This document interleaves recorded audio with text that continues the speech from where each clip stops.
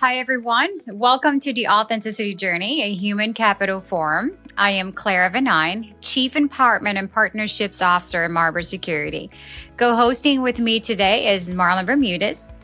Hello and welcome. We are excited to welcome Angelo Robles, founder of SFO Continuity. He's a global family office strategist and futurist. Angelo has spent over 2 decades advising ultra high net worth families on building resilient, future ready family offices in an increasingly AI driven world. An author, researcher, and trusted voice in the family office space. Angelo has been featured in Bloomberg, the Wall Street Journal, an institutional investor, and is widely recognized for shaping the future of family office strategy and leadership. Angelo, thank you for being here with us today. We're excited to learn more about you. I would love to start by learning more about your background and your favorite core value. Sure, Clara and Marlon, thank you so much for having me on. It's a pleasure. In terms of a little bit of a backdrop, what could I say? I'm, like you said, SFO Continuity. That's a vague term. That's just a company, but that doesn't define per se who you are. A husband, a father, someone who hopefully appreciates the country, the world, and looks to provide value. I have great passion for what I do. And I've had successes. I've had things that have not worked out as well. And in my early 40s, quite a long time ago, I found a love and obsession with the family office community. Not that I necessarily come from that background or really had deep experiences in it, but I immersed myself. When I feel a sense of passion for something that I enjoy learning about and putting the effort in, hopefully my outputs and contributions to the unique community that I'm in provided value. Well, thank you for sharing. I personally have been, seeing some of your content on LinkedIn, and it's very engaging. You share so much knowledge, and that's what brought me curiosity into actually inviting you to be part of the podcast. Someone who's highly successful like you and brings so much into, the professional world, into LinkedIn. It always brings up that curiosity. Who is he beyond the professionalism, beyond the success?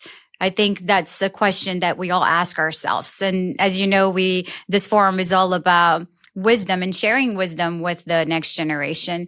So as younger generation, they look at you as someone who inspires them.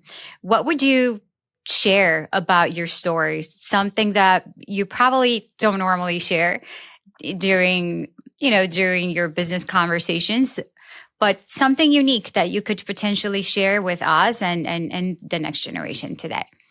Sure. In describing what I do and then a little bit of the backstory behind it. So a family office is an entity created by one family of great wealth to internally and exclusively manage their finances and often other affairs because they can. Privacy, control, and customization. When you have that level of wealth, those three things tend to be very important. But I don't come, like I hinted, from that kind of background myself. Actually, very much the complete opposite. A broken home, a welfare mother.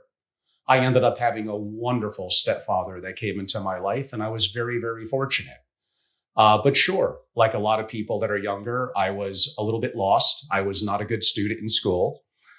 They would have classified it as ADHD back then, but we didn't have that moniker back in the day in the 70s.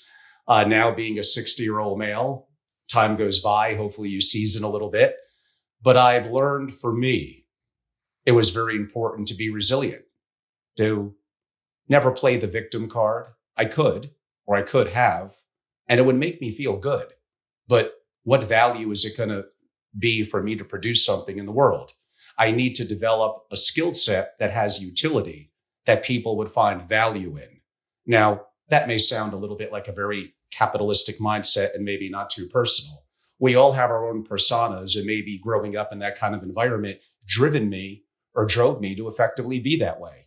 I don't look at it as a negative. I've accomplished what I believe is much, and that comes with rising up from the ashes and challenges and failures. So to make myself into something in a world that is built around not just the top 1%, but the top 1/10 of 1,000%, $100 million, $1 billion families, and being able to engage, to hopefully impart knowledge and guidance even to them, and to help share within my community and provide value is something that's important to me. What would be maybe a little bit of a challenge that if I could go back in the last 20 years that I could have done differently? We all have regrets, like the great Frank Absolutely. Sinatra song. I would have Yes. many, many, many mistakes that I've made. But you could also state that I did let my absorption into what I do kind of consume me, and sometimes taking my eye off more personal things. So looking at it from 40 to 60 years old, did I miss out on some personal time that I could have enjoyed a little bit more, or could have provided more value back in my community or to others and causes I support? Yes. That doesn't mean it's too late now. By personality, and maybe a little bit to my upbringing, somewhat type A, tend to be very intense. And for me to take downtime and that time off, I just didn't see that as being an option. In reality, I could have managed my time better. Some of the work that I do now with significant families and their entities is built around practice management, which relates to some degree to bifurcating your time, allocating resources, and being more, not just effective, but efficient. All things that I never learned. I didn't have a traditional college background. I'm not sure that would have been of much help anyway, relative to what I'm doing. So again, there are things I'm going to look back that I would have done differently with both partners in business and other relationships. And that fault is on me, not on them. So I take responsibility, I take accountability, and my actions and the result of those actions, again, the output of that is all on me. I love your approach because it sounds like accountability and ownership is one of the main characteristics that you have about yourself. I am one that subscribes to that extremely. So everything is my fault, not fault in a way that I would say that it's good or bad. It's just that if we don't take accountability and ownership of things that happen to us, good, bad, or otherwise, then there is really no room for improvement. So I definitely love your perspective.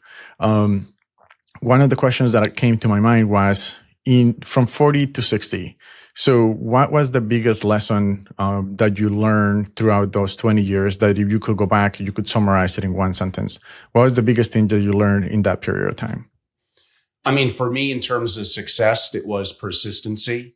I reached to some degree kind of a top on the mountain in terms of what I do. And then I did everything possible to kind of mess that up. And I did a hell of a good job at that. So for me, especially coming out of COVID, to rebuild a little bit of my career, and the challenges of that were, again, strictly on me. I know there are some people that say that and they're trying to be modest. No, the problems were effectively looking in the mirror, 100% me. So coming to reality of your own frailties and challenges and areas where strengths I want to make stronger, but I also want to work on weaknesses. And areas where maybe I inherently can't be much better, do I at least have the humility to understand that I could work either around it or with others that may be a better fit? So to some degree, I'm not good at delegation. And there's people that could do so much better than me. I'm a big picture thinker. I like to think about geopolitics, macroeconomics, investing. I was early into crypto and Bitcoin, and correct. I was early into AI, and I'll be 100x more correct about that. And we may get into a little bit of some of those thoughts and conversations. So in terms of looking at the future, in terms of having a big picture and the ability to be very resilient, I am resilient. I got knocked down since I was a little kid, my whole life, and the ability to bounce back. There's a saying, I'm going to clean it up a little bit for your audience. Effectively, it goes, weak people think the world is against them. Strong people don't care if it is. Now, I had to clean that up a little bit and think how I was going to do that for your audience. Again, those of you that may feel there are things against you, you're probably correct. I'm not denying. I wish I was 6'4". I'm not. I wish I had certain traits and attributes. I don't. So what I do is to maximize what I have, and the world might be partially against me. I don't care. I move forward. I don't make excuses. I love did. We all that. did to some degree in the past. So for me, if I had to circle in on one thing, I would say I'm very resilient. I love that when you mention resilience and also how beautifully you acknowledge your mistakes and things that have gone wrong throughout your journey. I think that's very important. And that's what we're missing in the world. A lot of us, a lot of humans, they don't have the ability to acknowledge that they've made wrong decisions and they moved the wrong way and they grew from that, because I think it's very hard to accept. Right. And I Yes. love how you bring that up beautifully. That makes you a beautiful human, because acknowledging that makes you more resilient, stronger, and you use all of that into your growth as you move forward. So, as you bring all of that up, what part of your own identity had to soften to evolve to do the work you're doing today with integrity? Pride, I guess, to some degree. And here's where ego, pride, and we could get a little complex into psychology. Some would say narcissism. Now, those are all things that could be very negative and get in the way. Those could also be things that we could identify as potentially being an issue, but that also drive us. A sense of pride, a sense of wanting to be the best and the best in terms of what you do. To me, I think back to how many generations of my bloodline come before me? Ballpark. Let's go with 10,000. I mean, the fact that I'm even here, that you're both here as a human, just think 500 years ago, 1,000 years ago, giving birth to a child was probably a 30 to 40% chance of death. Getting a cut and not having antibiotics, not having heating systems, not having air condition. I'm so weak compared to those who have come before me. And I'm going to let someone telling me no. I'm going to let a rejection. I'm going to let a slip up stop me when I have 10,000 generations of bloodline making it so difficult that I'm even here, and I'm going to fail them. I'm not defining success strictly as monetary or per se the top of the heap. Maybe to some degree I am a little bit. Let's stop being so humility when it's a little bit unearned or fake. But I want to at least say that I tried. I really put in the effort and I gave it all I got. And I may fail. My life, I don't know whether it's one more day, 10 more years, 30 more years, biotech, nanotechnology, longevity, maybe hundreds of years. I want to note that I identified what's important to me and I put in the efforts up to my capability, acquiring the skill set as much as I could. Maybe there's certain things I can't do or be. I would have loved to have been a center in the NBA. I don't have the capability to do that. No matter what you feed me, no matter what coaches you give me, no matter if you could have Michael Jordan train me, I will never play in the NBA, let alone ever be a center. So I have to understand what my capabilities are. We could get into a deeper conversation, which may be offensive to some, effectively on, are we downstream of our genetics? On the other hand, I don't let that define me. I work with what I have and I move forward. I guess they say a bumblebee shouldn't be able to fly. That's probably not technically accurate, but the gist of it is the bumblebee doesn't give a you know what. It just does.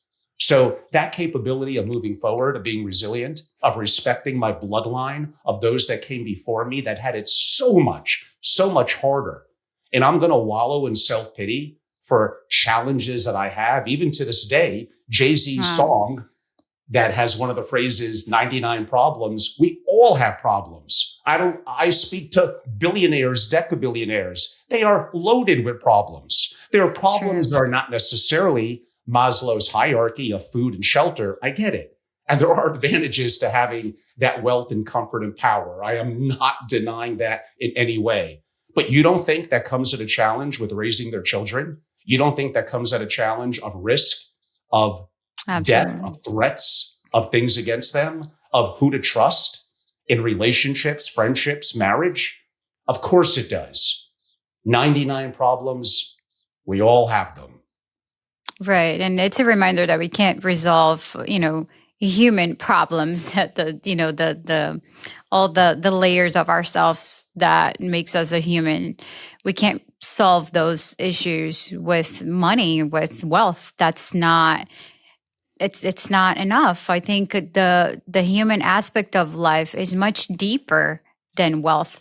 As you mentioned, a lot of your clients, a lot of wealthy people, they still struggle. They're still suffering or miserable within them because you can't really solve any of those issues with wealth itself. You have to go deeper and be resilient and look forward into building something worth it, regardless of your circumstances, regardless of what you've been through in the past. Right. I think none of us had it easy. I think there are struggles. I don't think we're able to be everything we want. I think exactly what you said. I think there are not necessarily human limitations, but there are things that we're just not able to do. There are things that I would love to be able to do, but I also know that it's not me. I also know I don't carry that ability. But what I do is I bring my strengths into life and I power that up, right? I make that so strong that I can bring it to life. I can build something meaningful. And it's okay to not have everything. So when you brought that up about, I know a lot of people think you can do anything you want in this life. You can be anything you want. It's not necessarily. Yes, you can grow. You can create something meaningful. Nothing will stop you, but I don't think you can be everything. I think we're all given a different talent, a different, unique, perspective in life. And that's how we build. We build from there. Yes, if you don't mind, if I could, I wouldn't quite use the word slightly push back, but in some ways I will. And again, I don't want to appear fake and modest when it's not applicable. I think your audience wants authenticity. Yes. So yes, I do agree. First of all, as a parent or grandparent, you're effectively as happy as your unhappiest child, no matter how much money you have. If you're not, then you're really a cold person. I mean, you like your bloodline. And I know I go back to that a little bit. You may push on that and that's okay. Again, you're unhappy as your unhappiest child. And inevitably with a large enough family, you are going to have people, no matter the money, that are unhappy. A little bit of my pushback. And again, I don't want to be fakely immodest. I am going to be very honest with the audience. And you all know this, but people just don't say it. Having a lot of money is absolutely an advantage. Absolutely. Oh, yes. An advantage. You don't have to worry about Maslow's hierarchy. You can enjoy personal time and freedoms. And there are significant advantages, whether you want to say the Lucky Sperm Club in terms of a generation that you grow up in, or creating wealth and the sacrifices you made and the risk that you took as an entrepreneur. Right. Are valuable. And there is a level of ego, pride, and arguably narcissism that I mentioned earlier that potentially does play into that. And it is better to be rich than to be poor. Again, I don't want to commit your without a doubt. Yes. Falseness. That absolutely does make a difference. But do your problems go away? Not necessarily. Not necessarily. Do other problems evolve? Which admittingly may not be as challenging as what am I going to eat tomorrow? Am I going to have heat? Those, again, going back to Maslow's hierarchy, your wealth does completely address those issues. I do understand. And yes, it does give you an edge and it allows you the potential to enjoy some of the freedoms that wealth could provide to you. Without a doubt. I do agree with that perspective. I think wealth can definitely be an advantage, and especially when resolving the human aspects as well, right? I did mention that wealth does not make it easy and does not resolve all the layers that are, challenging ourselves. But if you have that advantage and you're well established in life, it does make it easier to, take time to learn about yourself, to, seek for level of help, psychological help, or even just, traveling. You're taking some time to learn about who you are, to go deep inside. I think when people are struggling financially, it does make it harder because they have so many other concerns, the basics. They just have to survive. So everything else stays behind. And for the most part, even themselves. And one thing that resonated with me was the mindset. Angelo has a mindset of, I got this. I am going to fight. Not that the world is against me or not. Maybe it doesn't matter. It's more of what you have your mindset to. How are you moving forward in your bloodline? How are you trying to pass that mindset? Because it's a very specific mindset. It's a very unique mindset of, I can do it. How are you trying to transfer that down your bloodline and your next generation? Because it's a very difficult and unique mindset to acquire. And it comes with earned wisdom, but it's a very difficult mindset to teach to others. Well, it's important, and I can only talk from the perspective of being a male and being a father. So from my perspective, yes, I am a father, and that's a responsibility to make sacrifices for myself to the betterment. Again, I'm only as happy as my unhappiest child, and to put them in position to be educated, to have healthcare, to feel comfort. On the other hand, I could also argue there might have been some advantages to how I grew up that made me very, let's go with the word hungry, that perhaps a generation growing up in more wealth and affluence, it's harder for them to inherently feel that way. I don't necessarily believe that money is the greatest asset that a parent per se passes on. It's the time you spend with your child, the emotional connection, and the capability of teaching them that to be accountable, to be responsible, to be resilient. Actually, a great question, parents out there, to ask your kids, maybe when you're picking them up or when they come home from school, is what did you fail at today? And absolutely not from a negative perspective, almost clapping as they're giving you an example. Now, if it's an ethical thing that's bad, you got to correct that. You need to teach proper ethics and morals in your children. And if they're repeating the same mistake over and over, well, then that's not good either. So again, there's nuance to how I'm saying it. But in theory, I want them to try new things. I want them to stretch themselves. I want them to take challenges. And you know what? When you're learning how to play baseball, you can't read a 1,000-page book and learn how to play. You have to do it, preferably with mentorship, with good coaches and teachers, and you get better over time. But you may get hit in the face by that baseball when it's first even tossed at you. You may make a bad throw. You may swing and miss 100 times. Like, you need to put in, part of it will be inherent skill set, sure. Athleticism, sure.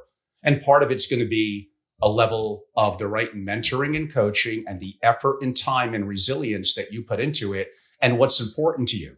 You can't be great necessarily, at least I can't, at everything. So there has to be some level of a focus. But getting back to a parent of maybe wealth and resources, it's the mindset that I'm passing on to them, that I may come from nothing, but I'm going to create something of myself. That's going to take effort. That's going to take me to step back. What utility, what skills do I have to acquire to have a utility that I can monetize in this world? And that's not always easy. We may get into talks about education and AI, and that could intertwine with all of that also. And yes, here's where being wealthy and connected is going to be an advantage that is non-monetary. It's going to be the connections that I have that could be of value to my children. So again, it's being there and present. It's listening. It's being stern as you need to be stern. You're not necessarily there to be their friend per se. You're there to be a mentorship within your bloodline of your children. And sometimes you need to be tough. That's just how it is. And you need to teach them the right mindset and resiliency as what are certain traits that are likely to lead to you being more, let's loosely go with the word successful. Not everything is going to go your way. And going back to what I said earlier, what did you fail at today? I think is an excellent question, that you're encouraging them to do things that are, let's go with the word, outside of their comfort zone. Right. I like that. And I think it's very important for younger kids to learn how to deal with failure, right? The feeling of failure, of not not achieving something or struggling with something, because we live in a society that we're all becoming very weak.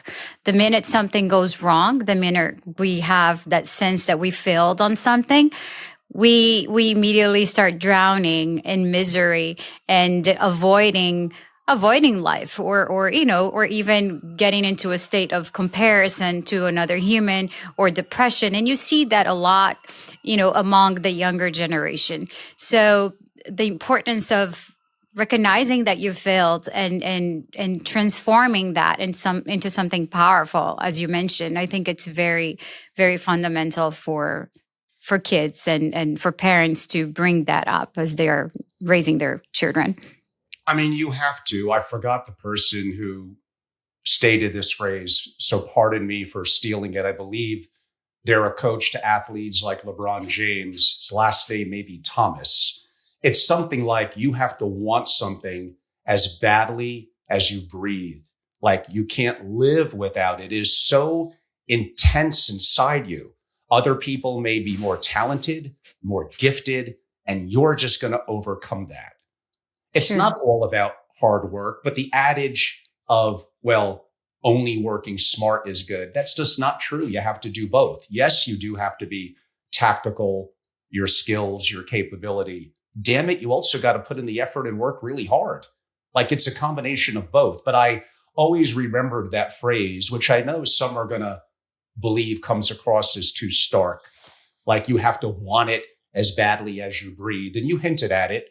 Today's generation, although maybe well-educated, well-meaning, and doing much good in the world, they're not as resilient. They're not as tough. We could go down several worlds there, and your audience may be a little off-put or offended by it. Again, I'm a 60-year-old man from a certain kind of household that grew up with a little bit of yelling and screaming, that grew up with challenges in tough neighborhoods. And yes, part of growing up was for me to toughen up. I was not allowed to cry per se and get coddled. That didn't happen. Did that necessarily make me a little colder? Yes. Is that a good thing? It's debatable. It has positive and negative. So I'm not saying I have all the answers and that my way of rearing and raising was the right way. It was the way that was presented to me, and I maximize, even with all the mistakes, as best I could. But yes, audience, I am from a different era than probably most of you. And just the acceptance of victimhood, I despise it. And again, like I said earlier, you might be correct. There probably are forces, I don't know what color you are, your height, male or female. There probably are prejudices and things that you're not incorrect about. But you wallowing in that, looking for victimhood, looking for the warm blanket of comfort from that, it's not going to solve any of those problems. You got to really think it through, and you got to take actions and stop looking for solace in others comforting you. Most people are average. You don't want to be average. You want to be incredible. You're probably going to fail, by the way, at that attempt. So I hate when people say, you're getting my emotions going now. I like it. People, I'm actually going to also offend part of your audience. Boy, I'm going to get you in a little bit of trouble. I hear often women telling men, "Oh, you're great. Just be yourself. You're fine." And then I get a hold of it. I'm like, bro, like yourself right now, you suck. Like you're overweight. You're not maximizing your health and capability. You got to develop your skill set, your mindset, your body, and get to work. These people are telling you things to make you feel comfortable. They're laughing about you behind their back. I'm being direct and honest with you. And I don't mean it to be hurtful. I mean, I'm imperfect. We can name a million things where I'm imperfect. My big nose, my receding hairline, I'm under 6 feet tall. I don't give a shit. None of that stops me. But no, being yourself for 99.2% of us is not getting it done. Be the best version of yourself. If there are multiple universes out there, some of you may watch Marvel and the Spider-Man movies and Doctor Strange. Let's assume there's 10,000 universes, and God forbid there's 10,000 Angelos out there. I guarantee you, On some of those universes, Angelo is eating 10 gallons of ice cream a day. He's going to be wickedly overweight, impacting his health, and it's not good. And maybe some other universe, I'm a version of a Jeff Bezos. So I might have failed in this universe relative to that one. It doesn't take that big of a difference for that pendulum to swing. I would really love to eat all those ice creams, but I know the impact on my look, my waistline, diabetes, and heart health. It tastes great. I have a sweet tooth. Trust me, I want it, but I have to have the discipline to say, I want something else more. I want to be the best version of myself. And maybe that best version really isn't so great, but it's better than me accepting the mediocrity of you're okay, there's someone for you. That's all nonsense. Right. You got to work. You got to put in the effort, and it's up to you to become the best version of yourself. Wow, that is extremely impactful. To all of us, including myself. I think the only way of becoming the best version of ourselves is actually acknowledging the hard truth. Everything that we avoid about ourselves or we don't want to hear, right? And it's very common for us as humans to not want to acknowledge or hear because it hurts and it's hard. But I think if we find the ability and the courage to acknowledge, all the wrong things that we have, all the wrong attributes or approach to life, behavior, I think once we acknowledge that, then you can become the best version of yourself, because then you start actually changing, transforming your life into something better by acknowledging what's hard. So it's very impactful. I like that you shared that. It impacts me and the next generation. Imagine if we all see that as a natural approach. Let me just see everything that's wrong with me. And it's okay that everyone is pointing that to me. I want to hear the truth. Let me hurt. Let me feel it. The truth hurts, but the truth also transforms. It enhances you. It takes you to another level, into a different path. So this seems harsh, but it's actually impactful and powerful approach. I actually love the perspective because for me, when I was in 5th grade back in Costa Rica, someone told me you can do better. And the challenge for that for me was the fire.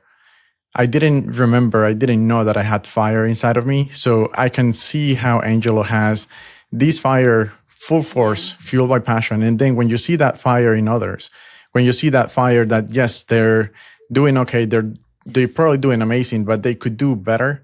That fire in them believing in themselves that they are not yet fulfilling their maximum capacity, that's very important, because often we need someone else to remind us of who we are, where we are today, and what we can do, and just the fact that we can do better. And doing better doesn't mean financially, doesn't mean personally, it just means the entire thing. And with that, quick question for you, Angelo. When was the first time in your life that you realized I can do better? I mean, I probably had that inclination at multiple different times, but did I really act on it? When I was in school, I noted I wasn't I wasn't nowhere near even a good student, let alone great. So I remember being cognizant of that probably sometime in middle school.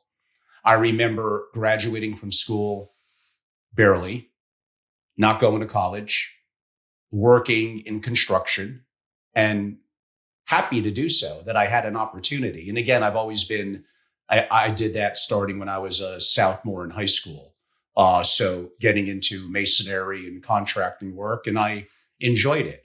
I'm the kind of person that then took that, saved a little bit of capital, and at age 20, 21, purchased a house and fixed it up and sold it, purchased another one, fixed it up, and lost money.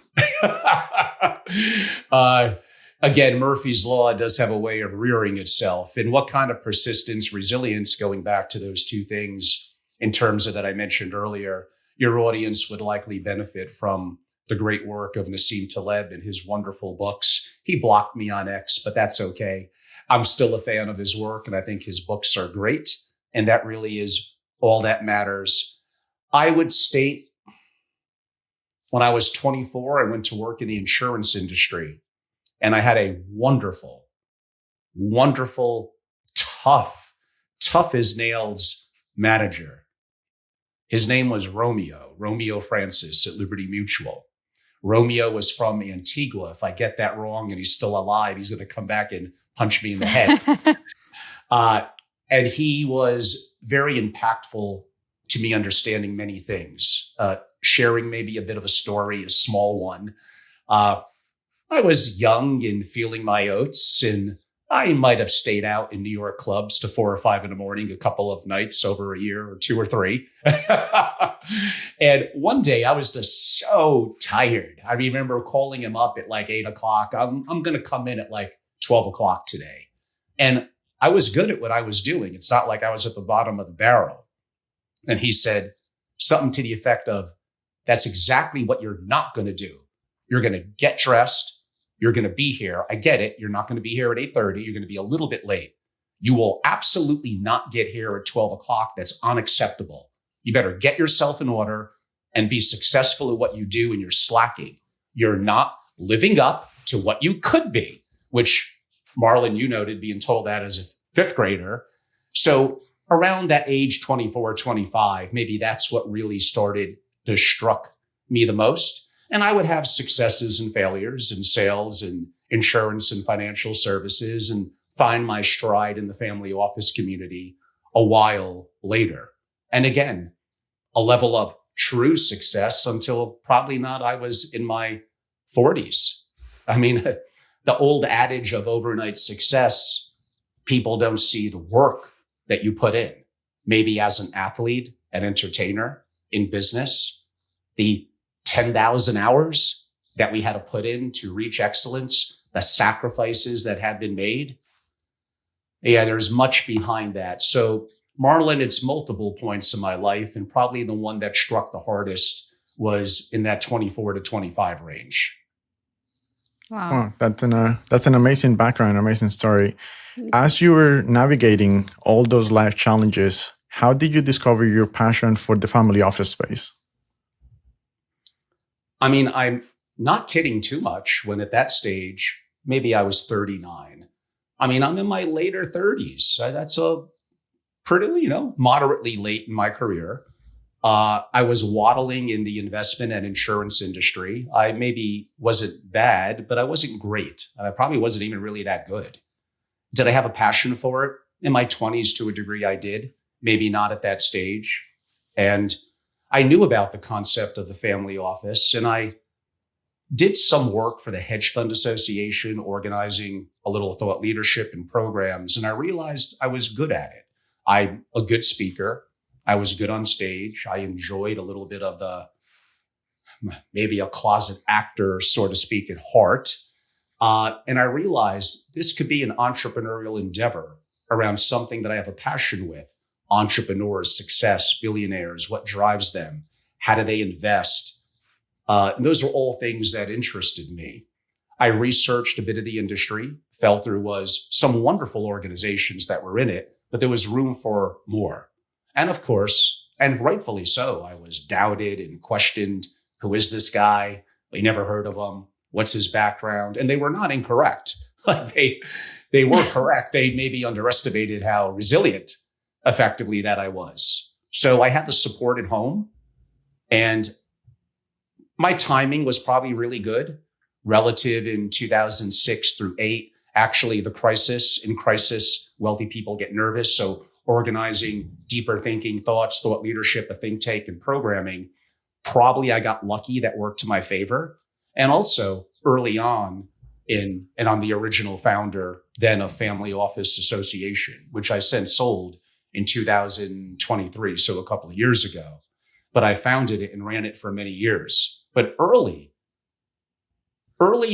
in that, I would not have been successful. And I know I hinted it before, the burden's on you. It's your fault if you don't make it. And not even really you're only you because you make it. And that was definitely true with me. I got introduced to some people that gave me some of the guidance I needed in the community. A wonderful founding president in Joe Riley. And I would probably have failed if it wasn't for some guiding points of people that were very valuable, and someone like Joe who had experience in the family office world that I didn't have. Now, was I a wild-eyed entrepreneur that thought big things, was creative, was persistent? Sure. But did I have really the skill set and knowledge and a different perspective? And he was a great counterbalance to me. So that all was valuable. And if I really had to put it a little bit more comically, at age 39, transitioning to an entrepreneurial endeavor, I'm not really sure that like anyone wanted me. Like I didn't have a traditional college education. I look a little different. I was, especially the era of 20 or so years ago, I mean, not a kid. I was 39 and I didn't necessarily have a great track record. It was kind of mediocre. So I almost had to do it on my own. Now that could get into a deeper conversation. What do college kids do coming out of college now? The impact of AI and maybe what skill sets are going to be important that to some degree I had, besides the fact that I've earned being resilient, persistent, and I began to understand first principles, breaking things down to their barest essence, and important for me at that stage, maybe the experience of kind of putting that all together. And again, people around me, if it wasn't for them, the odds are I would have been either far less successful or it would have crashed. But right. I might have burned all the bridges. I didn't have anything to fall back to. It was important for me to succeed no matter what. And that drive has always been important for me because I feel there's so many more people that are inherently more talented than me that I need to concentrate. I need to focus. I need to work harder. I need to come back from challenges. I need to be that resilience that I mentioned about because I won't be successful without that. Wow.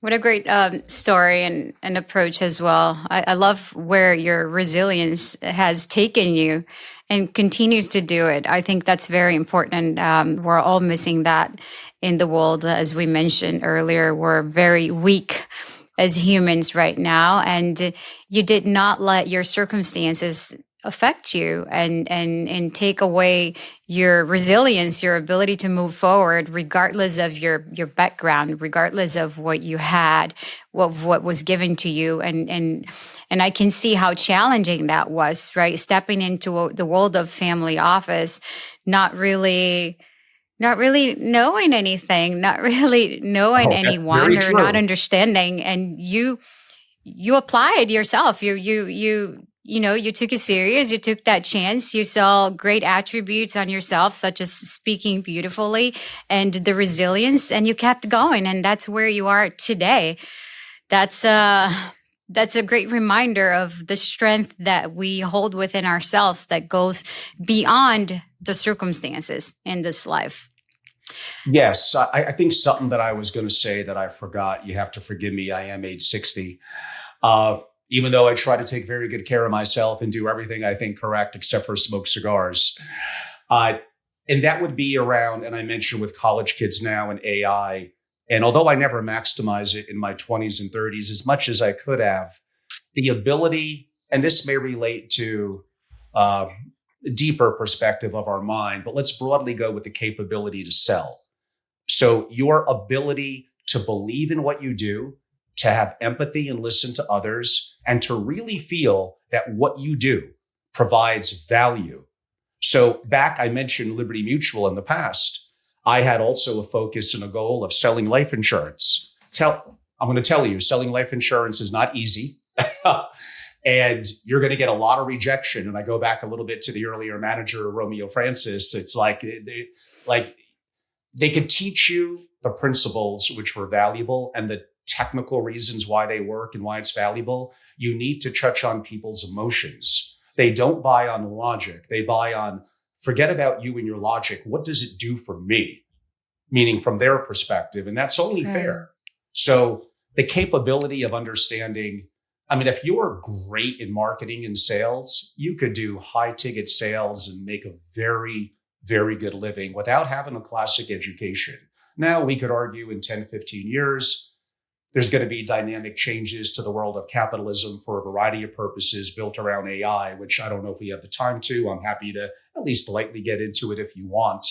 And maybe you didn't expect the verbiage of sales, but just think about it. I could be the smartest person at what I do, but if no one knows about it, so I have to be able to market to reach an audience, and then I have to provide value back to the audience with what I'm charging or what I'm selling, whether it's a knife set, whether it's a house, whether it's membership into my community that I ran at Family Office Association and that I do now. And I have to deliver that. But I'm not going to have that chance if I don't reach the audience and have the capability of being able to sell. It's a very, very important, let's go with the word skill. When it comes to AI, the first thing that comes to my mind is passion for education. And that's a little difficult to find depending on the generation, depending on the person. What's your perspective and advice on what you've seen out there with different generations when it comes to self-education? Because clearly you've done a lot of that yourself, and how they could go about what's not really an optional thing now is learning about AI and really getting embedded into the new technology. It's not new, but it's more popular now. We may be going down a rabbit hole that may be very deep, but I'll try to be succinct. Everything that you know is coming to an end. This is just a reality. And by the way, I didn't necessarily mean that to be disruptive or negative. Maybe there's good to that. Potentially, as time goes on, we may reach a level of utopia. Now, is utopia always good? Because maybe as a human, we need a lion chasing us. We need to strive. We could save that philosophical discussion. Now, for someone who didn't go to college, I do enjoy history and philosophy. Those are things that I think are valuable, and maybe I would recommend to the audience to be more, younger audience to be more fluid in. But leading into that, we're going to have disruption. The reality is, look at what's happening with AI.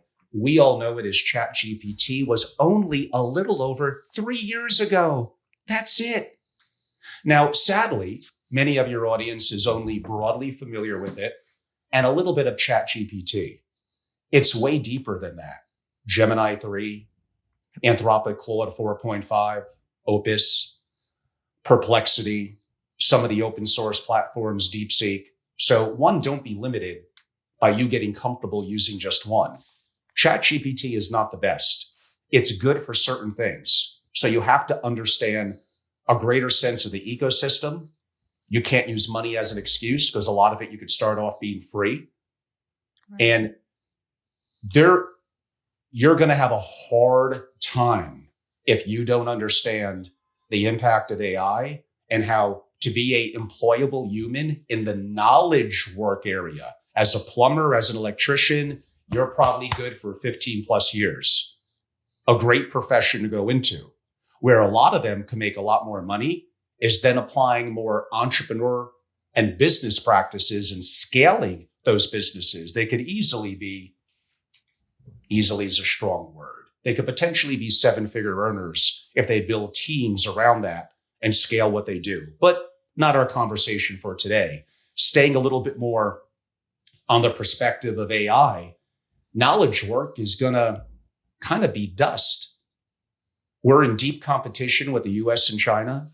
There's going to be grave challenges around weaponry, the future of warfare, bioweapons. We have a lot of things that are on the plate and very, very scary. But you putting your head in the sand, you letting ego, arrogance, and sadly, ignorance get in the way. And maybe I could see if you're 60 and you're retired, fine. But if you're young, and sadly, I've been often disappointed in the AI capabilities of a lot of young people. To them, it's dust. I put in the basic prompt in ChatGPT. Not only do you have to use more platforms and understand where they're good at, you have to know how to prompt. I'm a 60-year-old male. I am not fluid in technology. I am not. I learned AI over the last 2 years. And proudly, about 3 to 4 months ago, I created my own app and I actually got it on the App Store. That's because of something called vibe coding, where basically I'm able to talk and iterate and have the AIs, Claude Code and other platforms, Bolt.new and Lovable, create wickedly good applications.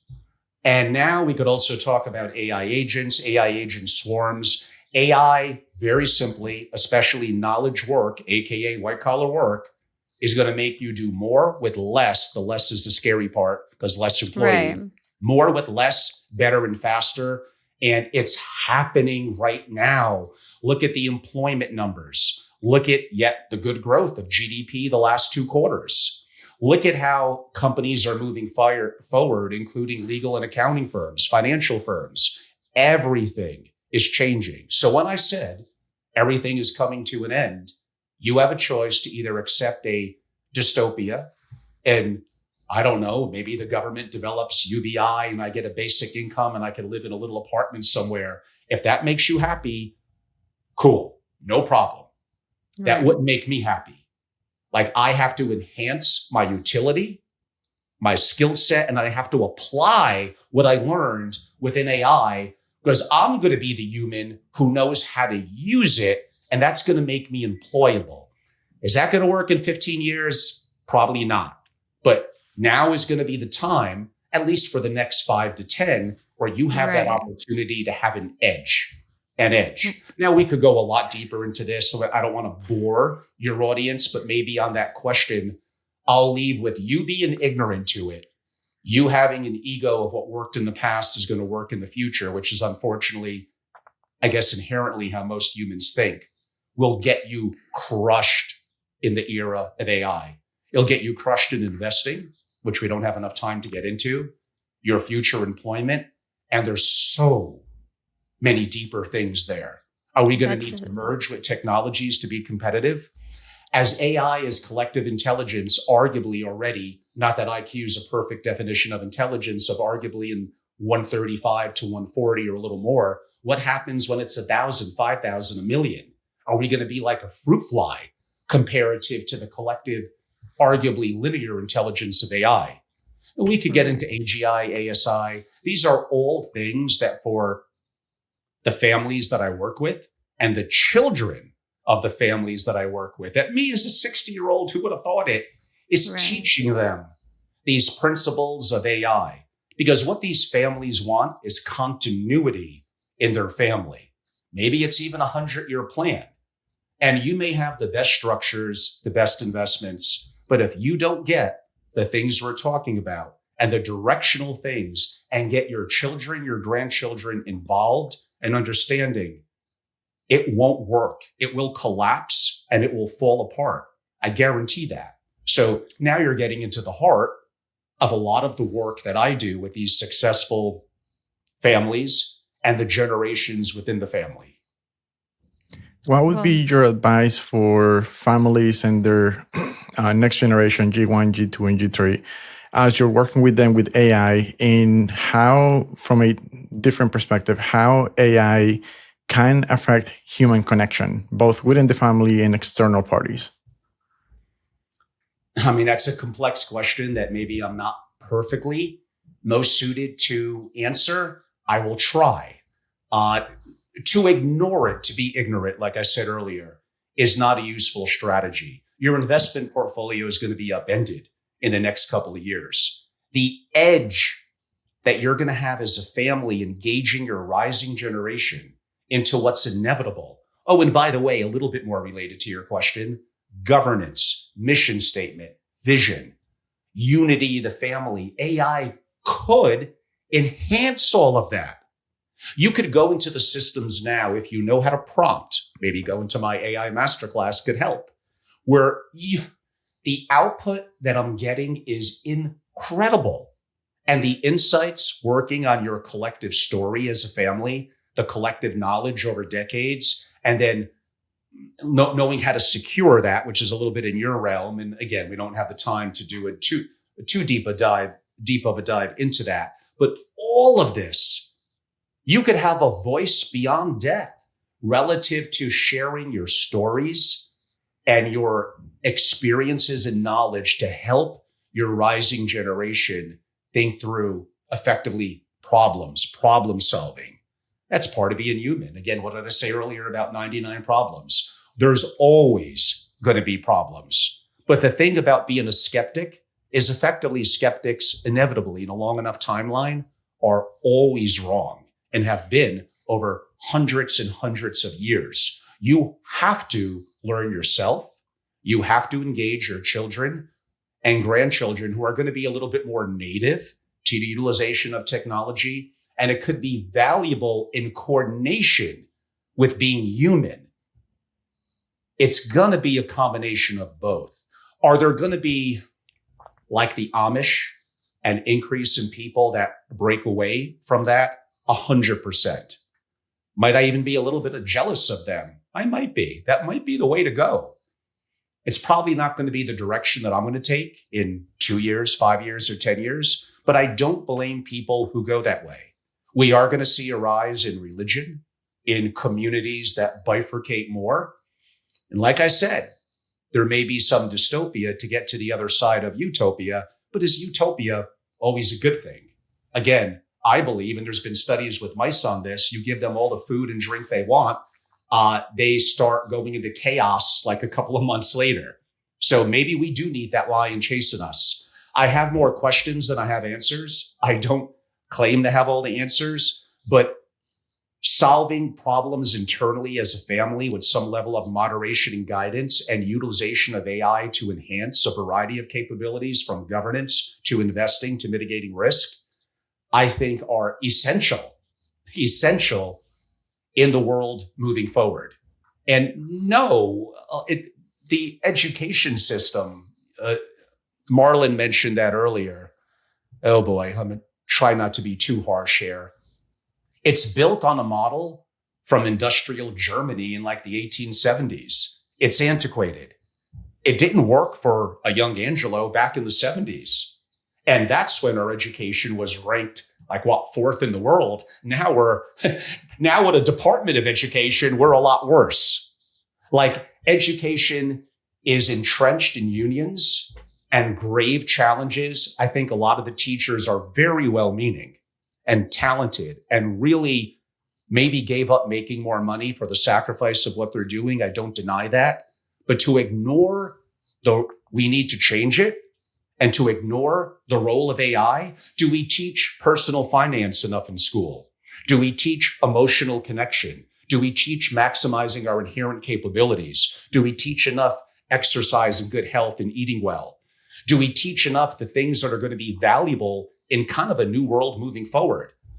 The education around AI is around, no, this is bad. You're not thinking for yourself. And there is a degree of truth to that. So the balancing of the two is going to be very important. But to ignore AI in grammar in middle school, high school, and in education in college, which is what the vast majority is happening, is not going to end well for you at all. And yes, Marlon, on education, as a parent, you're going to have to take personal responsibility, rich or poor, with no excuses. And AI puts like the world's most intelligent apparatuses and systems at your fingertips effectively for free. There is no excuse now. But might I be concerned in 10 or 15 years for a variety of reasons? Sure. But that's 10, 15 years. Now use it, work with it, have it be a part of your education, your family. I think you have to. There is no other solution. And Angela, as intelligence becomes more automated as we move forward, how's the world of family offices embracing all those changes when it comes to AI? And also, if you could add, what is a core value that you believe that it's going to be more valuable as we move forward rather than less? Because AI won't shape us as humans, right? So as we embrace that in the world of family offices, what human aspect, what core value do you believe that's going to remain, that should remain? In the latter of your questions, probably a simple 4-letter word. Don't worry, it's not going to be a bad one. And that would be the word love. Love is something that is hard to measure. I can't define. It's hard to quantify. And that is a unique aspect. Well, I could talk about our hands and the size of our brain that make us human and the most dominant species on Earth. That will alter and change with the advancements mainly due to the IQ of AI at a point in the future. But love.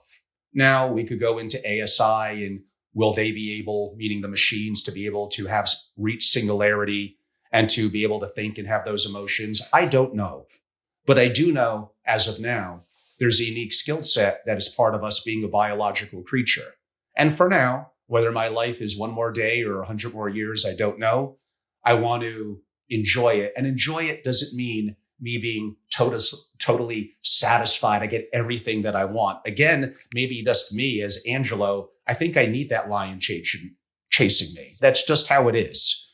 And the other question, the first part of it, is generally family offices have been slow now to adapt in an AI world. Are they allocating to AI simply, whether through public markets, the Mag 7, some private investment? Sure. Indirectly through VC? Sure. Is it getting attention along with space tech and drones? Yes. But a deeper purpose of what does it mean within our country with job loss, a Cold War between the US and China? What does it mean to how I can make my operations better? How can I create apps like I do? How could I create AI swarms where just think what I said earlier, do more with less, better and faster. And a swarm like that is getting so much better practically by the day, 24/7 is 168 hours a week. As a biological creature, I need to sleep. I want to eat. I want to have some fun. I can't work 168 hours a week. But right now, I have human love. I have creativity. I have a bond of us being human. I do think that's going to adapt with the younger generation. AI is also going to get wickedly better and be very humanoid-like in terms of how they're creating robotics. I don't want to get too eerie down the road of the future of romance and all that, but we're heading towards a very different world. I'm 100% sure that I can state that. So on the investment side, not bad. Family offices kind of get it, but in my perspective, not as much as they could, and they're too lightly allocated. On the other side of deeper thinking from a societal, geopolitical, US and China, their family, the future, enhancing and improving operations right now, not tomorrow, they are a 2 on a scale of 10, which is why I got my work cut out for me, why my members, I hope, get value, including the AI masterclasses that I host, helping to enhance their capability around something that I see for myself and have the experience has been groundbreaking. One thing about that, we've seen the adoption in family offices of AI. Just like you said, a 2 out of 10, some of them are more conservative than others. And there is good reason for that because there is a lot of assets, not just wealth, to protect within that. There is a lot of specific, information that is not just wealth. It covers a little bit more depending on what industry they're in, depending on their background. So how do they find a trustworthy firm or someone to work with that could help them implement artificial intelligence at the caliber that they need to be implemented in a very specific way? What would be your advice for them to navigate that? Their challenges in the examples and family offices that you face now is many of them are older in terms of the people that work there. Maybe I would be about middle-aged. A lot of them are over 40. You need to have a diversity of youth and capabilities in the family office. From my perspective, I think experience is overrated. I just want success. I want my family office to be great. I want to be able to have some measurable outcomes that I could measure in practice management that I could understand. Benchmarking and best practices could be overrated. Like I said earlier, to me, it comes down to what my goals are and first principles thinking and practice management and cultivating around people, talent, and technology, broadly systems, standard operating procedures in any company, any entrepreneurship endeavor. But in my perspective, for sure, in my experiences, a family office Marlon, I think it's hard. Maybe I'm unique in good and bad ways. These are people that have had a level of success. Again, ego and arrogance, ignorance may get in the way, and they're just reluctant to want to take the time and effort to learn how something could enhance their capability, and a little bit of fear, understanding that at a point in the future that it may displace them. It will for sure displace them at a point in the future if they ignore it and don't know how to work with it to, I wouldn't quite say manipulate it, but to leverage its capabilities. You're a master user of AI. You are employable, I'd like to hope, for at least 10 more years. But if you're not, you're not. So I'm going to be very self-serving, which I'm embarrassed to do for a minute. I had a family, and they may even watch this podcast. I'm probably going to share it with my members. They did a AI course for their family office at MIT. And they did my AI masterclass with my instructors, who are real entrepreneurs, real family offices, real technologists that are actively utilizing and applicably implementing AI in the world of their family office and being bleeding and cutting edge. And, oh yeah, I'm going to use their testimonial for other families who are on the fence, and basically stated they were gravely disappointed in the MIT class, and they were somewhat overwhelmed by mine. And I found flaws in mine. I want to make it much better. I looked at it and maybe gave it a 7 out of 10, but apparently they gave it a higher grade because they were comparing it to something that was not as good of an experience. Again, that doesn't mean what I do is perfect. It's far from it.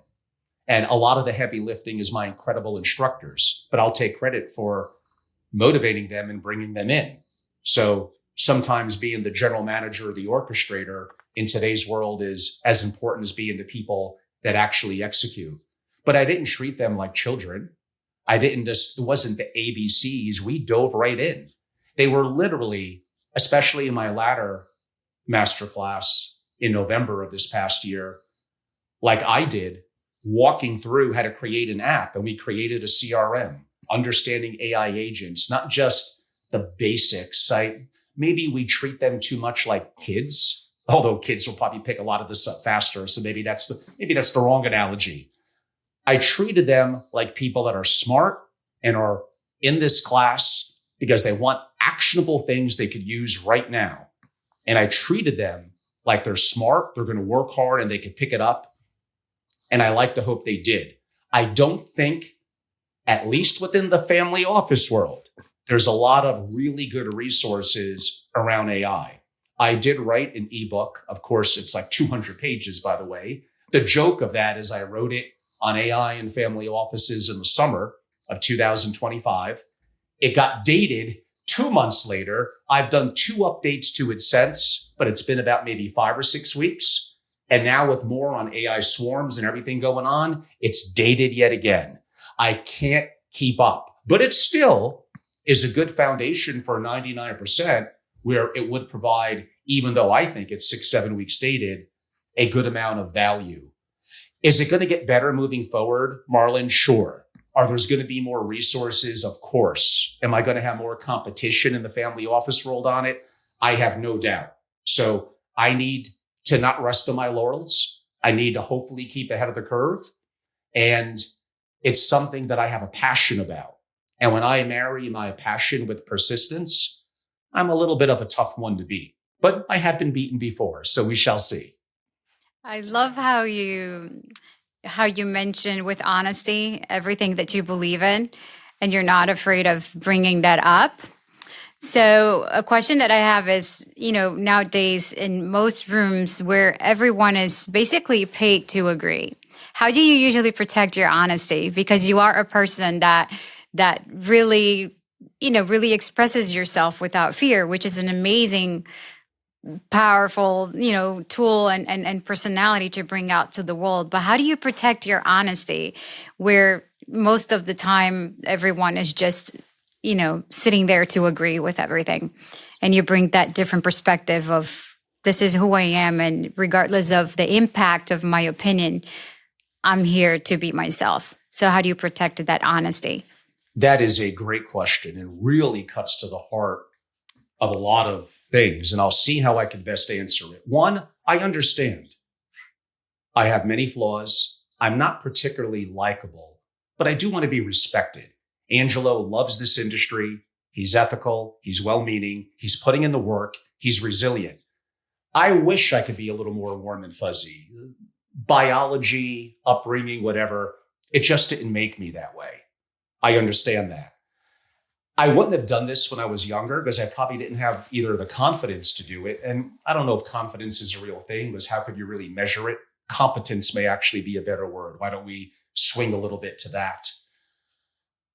As I sold Family Office Association, and again, made many, many mistakes within that, and had a chance to absorb things over 6 months. And I am someone that believes in playing poker as well. So I have strong opinions, but they're weakly held. I understand that conditions change, just like in playing poker. And I may make the right decision and lose the hand. I may continually make the right decision and lose multiple hands. Luck, dynamics, the skill of other players all play into it, just like it plays into it in real life. So for me, you're correct. I have become somewhat outspoken. There's elements of the community that I think I have the respect for the resilience and what I'm doing for family offices at an AI, but I'm probably not overly liked. I'm not going to be invited to some of their programs because I'm deemed to be a little argumentative. I don't mean that in a bad way. And I don't mean it in a way where my IQ is so high that if you argue or debate me, you're not going to whip me. You might. But I've been a little disappointed that a lot of people don't accept that challenge. So in my podcast, in my program, I don't mind for things to get a little sparky. I actively seek people with different perspectives. Now, here's a sad thing, and I fall prey to this. It's actually sad when you win an argument or a debate and you were wrong. But because I was good at crafting my words and a good presence, I kind of won that point. But did I learn anything? No. I maybe learned to be more of an asshole. So I have to fight that as well. I did mention early on, I'm wickedly imperfect. So the goal to me isn't really to debate. It's to have open and honest conversations where I could learn, and I may need to adapt my opinion. I've been wrong so many times, and I'm sure I'll be wrong, hopefully not as much on some of the same things in terms of moving forward. Yes, I am outspoken on geopolitical issues, on my perspective of our country's debt, our deficit, macroeconomics, social challenges that we're having here. Some would define me as a libertarian. I wouldn't say I'm hardcore. You can't define me by labels of right and left. I voted for Democratic and Republican candidates. I see some great things from policies that I see happening now, and I see some things that make me cringe and are very disappointing. I could probably say that about any candidate, but I'm not afraid. You're correct. Most people would play it down the middle, be a little vanilla, don't rock the boat. Does my outspoken perspectives from Trump to politics to investing to AI to US and Europe to Maduro to Greenland to US and China, to my credit, I come prepared. So if you're going to argue and debate, you're probably smarter and you might make the better point, but I'm coming at you in a friendly enough way where I'm not looking to be quote unquote, an what about it. But of course, I've been told by people, keep your opinion more to yourself. It's some people may not want to be members or relationships because of what you say, but then I'm lying to them to get their money and be a member. Don't they want the real me? They want me because I put in effort and I hope capability and skill set in the subjects that I talk about and the value to them as a family, as an investor, and in mitigating risk. Might I be wrong? Sure. But they may be too anchored in their own echo chamber where I help them think of things from the other perspective. And when I come across a family that may arguably be overly, let's go with the word right-leaning, I may take the point of perspective that brings it a little back to the center or the other way. And by the way, what happens when there's massive bifurcation between the top 1% and the others? It could look a little like the French Revolution, where basically the 99% are going to outvote you. They're going to eventually outpower you, and they could cut your head off. And that happened. The French Revolution is probably the best example. I could go to the Russian Revolution. So there needs to be an understanding of putting yourself on the other side. Even if I may disagree with that other side, I want to know what's their pain point, how I could learn from their perspective, and maybe if I still feel they're wrong, how I could help them think it through with first principles thinking and maybe adapt their view, which could be of influence to them. So I do see a rise of socialism and communism. It hurts my capitalist heart. I'm not saying capitalism is the perfect answer, and I did mention it's going to radically change in the next 15, 20 years. But I do know that the others that I described are absolutely not the right answer. So I am very happy to share my opinion, to listen to others, to debate, to have conversations around things. And no, I'm at a stage in my life, in my career, maybe it does make me less money, but the families that believe and support and pay, do they want echo chambers and consensus? No. And I'm mentally thinking through my relationships, which are 50, 60, 70, broadly speaking. It's about 50-50. Some of them think I'm too libertarian and right-leaning, but they respect the perspective and effort that I put into it. I definitely take them out of their echo chamber, and we're able to have conversations around themselves, their family, the future, investing and preserving wealth that in a world that I think we'll all agree in is very chaotic, very.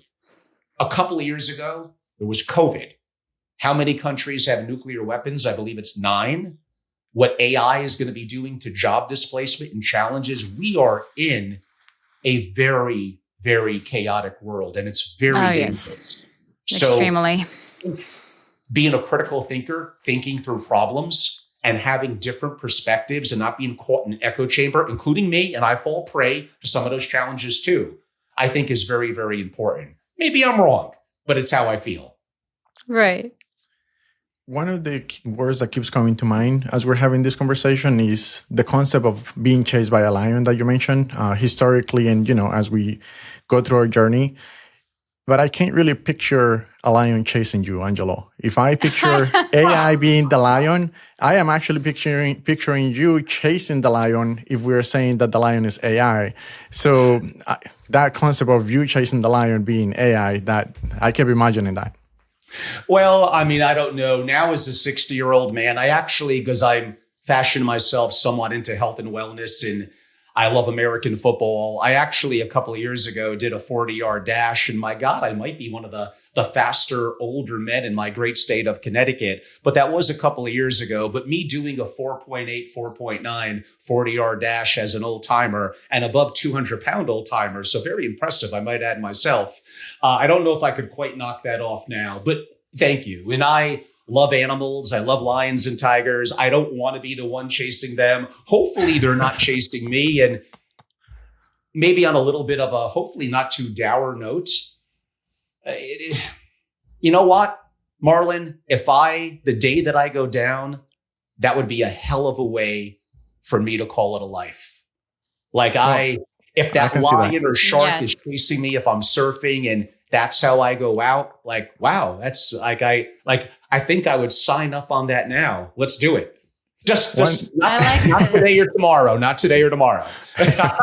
One of the things I always tell Clara is that over the years, we all have this fight or flight response. And at some point, it just needs to be converted to fight. And I can definitely sense that from you in terms of you just have a fight response, not fighting with people or about things, just fighting for your authenticity, fighting for what you believe in, and just moving forward towards that. So definitely really refreshing to hear that. Well, thank you, Marlon. That's very kind. And I really enjoyed some incredible questions. In my 20 years in this community, and I know you guys do a different kind of podcast, I've never really had these questions. I will share the interview, of course, after the fact, once you publish it first with my members and relationships. And it might even be a negative for me, to be honest with you. I really don't know. And sometimes, again, I'm a little cold. I'm not the warmest person. I like to keep some things private and close to the vest, including today. But I probably opened up about more mindset and thoughts and I think so. things that I've ever done on a podcast before. And again, it may very well not be to my benefit. And I'm okay with that. I sleep well every night. Like you hinted at, Marlon, like I understand that for me to be authentic. And maybe when I was younger, when I had investors, when I had a board, like I couldn't even have a beard. Like I needed to be more, you have to look a certain way. You have to talk a certain way. You have to be right down the middle. Like, no, that's not the way that I want it to be. And I'm not going to sacrifice all the faults, including of who I am, to satisfy a mediocrity of being down the middle. If I'm going to go down, I'm going to go down how I want to go down in swinging. I like that. And I think what you see as cold, or maybe you mention as cold, or not you, but other people, I see strength, honesty, resilience, and courage. And that's one of the things that we embrace a lot in the authenticity journey. The courage to be yourself, regardless of what the outside world brings, the resilience, the honesty. And I think that's a beautiful aspect of being a human. So people may see that as being cold. I honestly don't. I see you as a very courageous human being who's not afraid of being chased by a lion, like Marlon mentioned.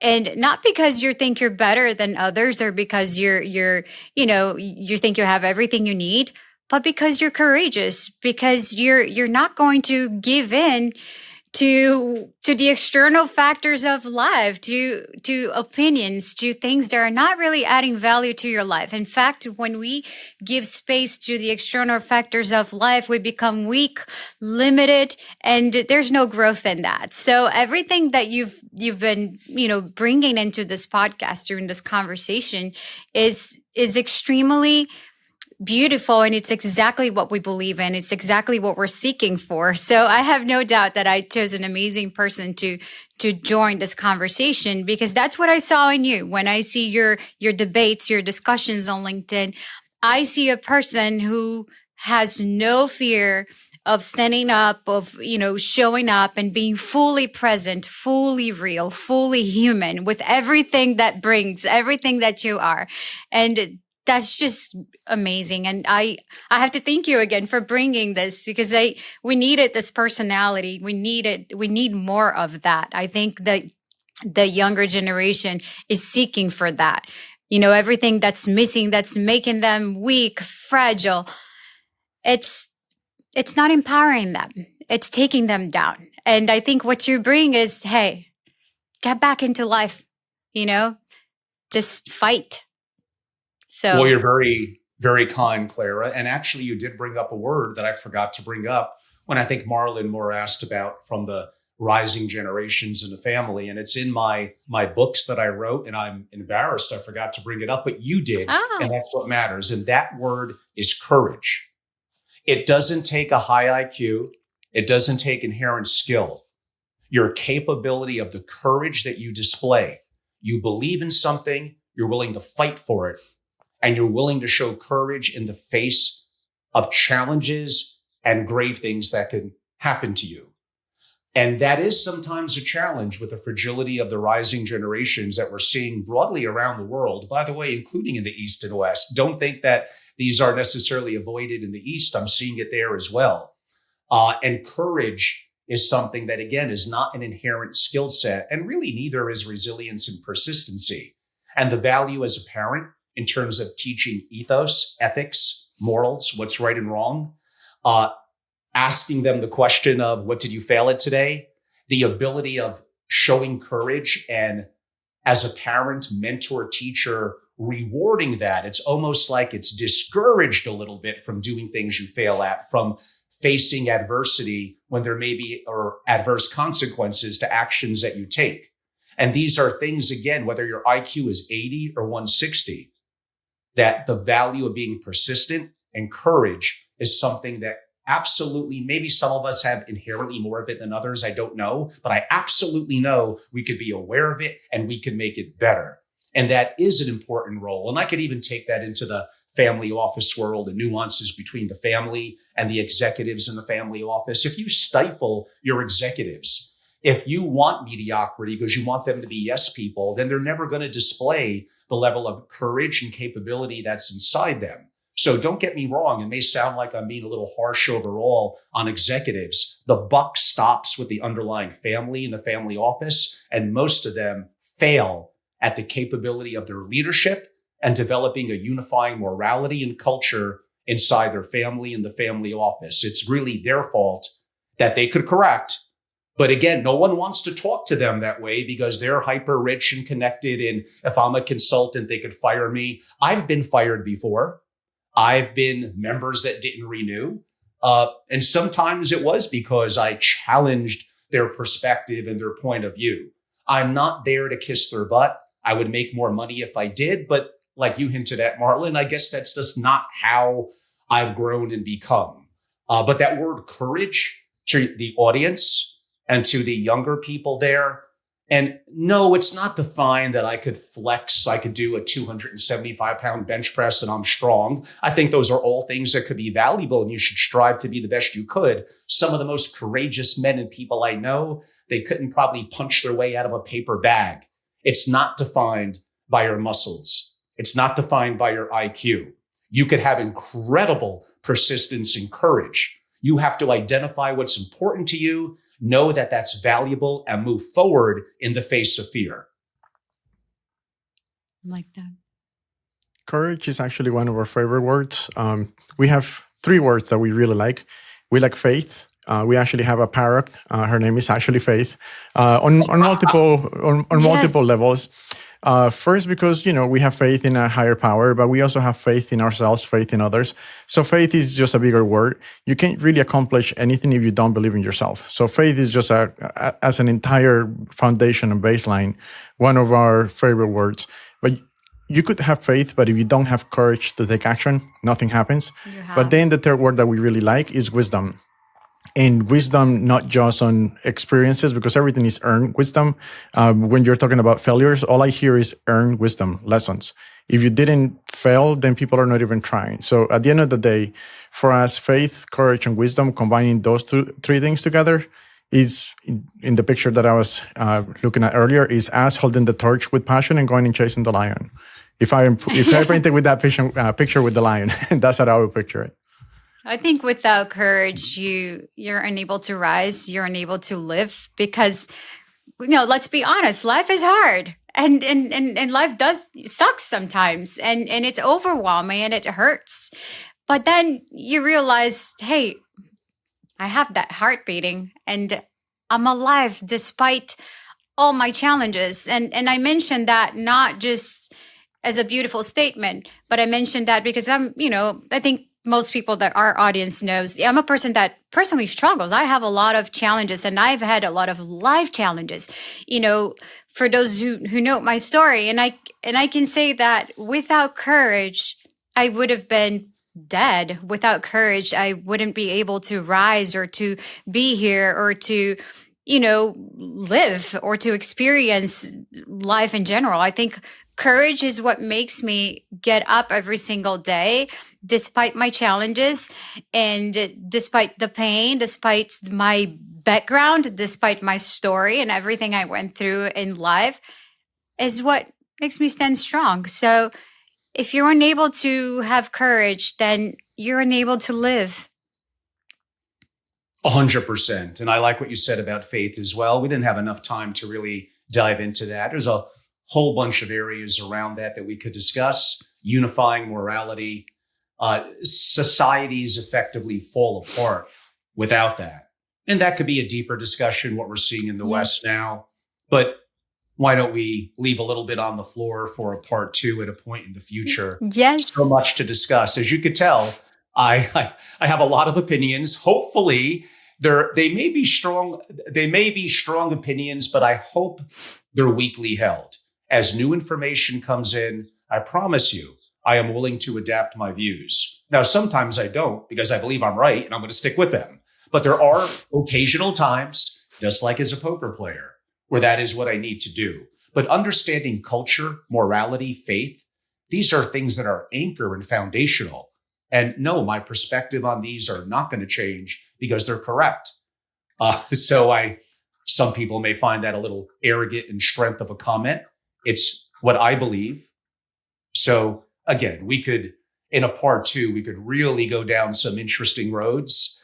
And I look forward to that. And you've all been very kind. And I've opened up on more things than I ever have in any other interview, either on stage or digital, that I've ever done. And I appreciate both of you.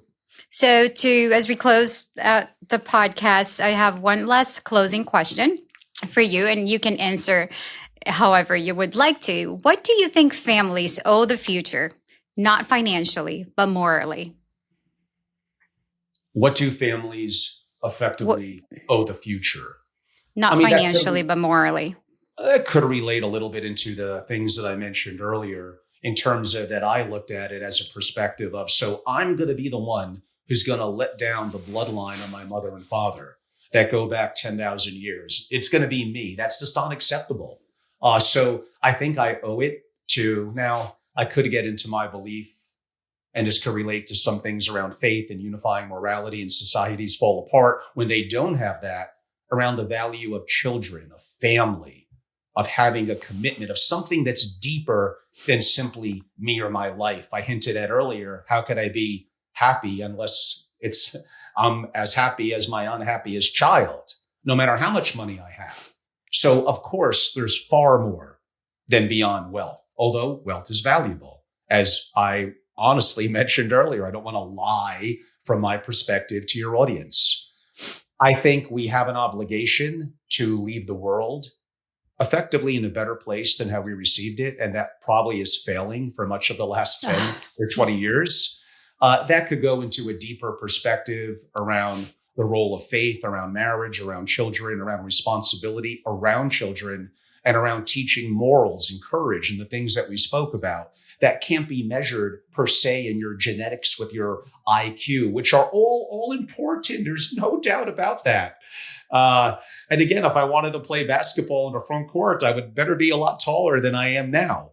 But I could control the things I could control and the responsibilities that I take. So for me, those would be all things that are important. I feel I have a responsibility to what came before me and what's going to be here after me. And I don't just want to leave it in the best place possible. And we're going through such a unique turning point in history with the revolution that is AI. And it's both exciting to live through it and also, honestly, a little scary. Of course it is. So it's deeper than just a perspective of money, as you noted. And again, I don't claim to have all the answers. I have way more questions than I have answers. I go into most of my interviews, my podcast, with about 40 questions kind of in tank, because I just have so much. I'm curious. I want to learn. So those are the things that mainly come to mind with me, that I made mistakes, but I lived a life of true to me, of courage, or at least it evolved, that I was resilient. And I have respect of the bloodline that came before me, which may mean I failed at business endeavors. But what did I do that was good and valuable from the perspective of the efforts that I took and the value that I provided to those that were around me as family and loved ones? So it's a complex question. I probably have one of the worst answers that you've had among the guests that you've had, and one that I'm going to have to work on, of course, to do better in the future. But those are the things that come to mind as you're asking that to me. Well, thank you. Thank you for your response. It was an amazing response. I truly appreciate you bringing, all of your perspective without fear into the authenticity journey. I always close with one word that you can definitely choose the word of your choice, something that you want people to remember or to move with in their lives. When I look at you, I see resilience, and that word, it's staying with me today, resilience. But when it comes to you, what word would you like to share as we close the episode that you want people to hold on to? That could be a phrase, anything that you can hold on to and move forward in life. Well, I think resilience is one that I would certainly accept, and I appreciate it, and one that we mentioned and spoke about many times. But in the last 10, 15 minutes, there was the other word that I commented on that I kind of forgot about that you brought up, which was so amazing, that to me is the one word, because again, I like the fact that it takes no skill, no capability, and it could define many things. Live a life of courage and having faith, having a morality. Those are things that give you a guiding post to courage within you of what you could do, even if it may have negative consequences to you. Wow. So there's a lot of depth around that again, in a part 2, we could dive deeper in, but I am going to lead with the word courage. Thank you. So let's all be Thank you so courageous. Thank you so much, Angelo. My pleasure. The pleasure was all mine. Thank you for your time. All right, Pleasure thank you. to have you. Thank you.